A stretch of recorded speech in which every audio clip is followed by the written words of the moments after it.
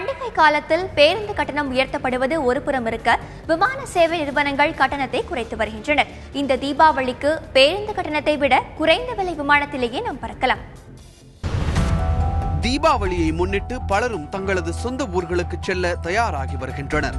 சாதாரண நாட்களில் 600 ரூபாய்க்கு விற்பனை செய்யப்படும் பேருந்து டிக்கெட்டுகள் தீபாவளி, பொங்கல் போன்ற பண்டிகை காலங்களில் 1200 ரூபாய்க்கும் அதிகமாக விற்பனை செய்யப்படுவதாக பல்வேறு தரப்பிலும் கூறப்படுகிறது. இந்த சூழலை தங்கள் வியாபாரத்திற்கு பயன்படுத்திக் கொள்ளும் வகையில் விமான சேவை நிறுவனங்கள் குறைந்த விலையில் பயணச்சீட்டுகளை விற்பனை செய்ய தொடங்கியுள்ளன.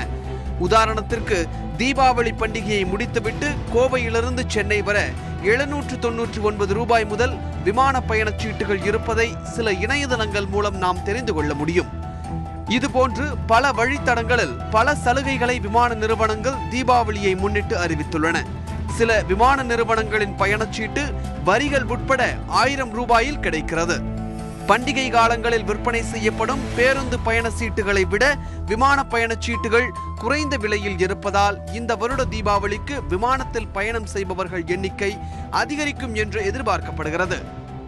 பஸ் டிக்கெட்ஸை விட ஃப்ளைட் டிக்கெட்ஸ் ரொம்ப குறைவாக இருக்குது அப்படின்றதுக்காக நீங்கள் டேரெக்டாக இங்கே ஏர்போர்ட்டில் வந்து இங்கே இருக்கக்கூடிய கவுண்டர்ஸில் டிக்கெட்ஸ் எடுத்துகிட்டு அப்படியே ஃப்ளைட் ஏறிடலாம் அப்படின்னு நினச்சிட்டு ஏர்போர்ட் வராதிங்க. நான் இங்கே இருக்கக்கூடிய கவுண்டர்ஸ் எல்லாத்துலேயும் விசாரிச்சிட்டேன். 1000 ரூபாய் 1500 ரூபாய்க்கு இந்த கவுண்டர்ஸில் டிக்கெட்ஸ் கிடையாது.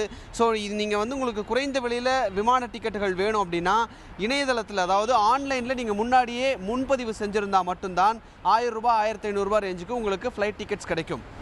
தந்தி செய்திகளுக்காக ஒளிப்பதிவாளர் வெங்கட்டுடன் விஷ்ணுராஜ்.